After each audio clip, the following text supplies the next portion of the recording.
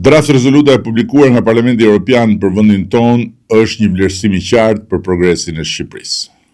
Ai dokument vlerëson hapjen e të gjithë grup kapitujve brenda 13 muajve, gjë që përbën një rekord në historinë e integrimeve evropiane dhe në ndërkohë theksohet ritmi I shpejtë e domethënës në procesin e negociatave me nënvizimin rreth ambicjes son që negociatat të mbyllen brenda vitit 2027, duke evidentuar progresin në forcimin e institucioneve demokratike, shtetin e së drejtës, reformën socioekonomike, politikat mjedisore, bashkëpunimin rajonal dhe përputhshmërinë me politikën e përbashkët të jashtme dhe të sigurisë Bashkimit Evropian.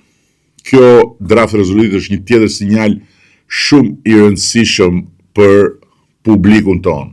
Shqipëria po ecën me ritëm, me qëndrueshmëri dhe me qartësi strategjike në drejtimin e duhur. Të njëjtën gjë konfirmuan takimet që delegacioni pluralist I Parlamentit Evropian zhvilloi në Tiranë gjatë kësaj jave.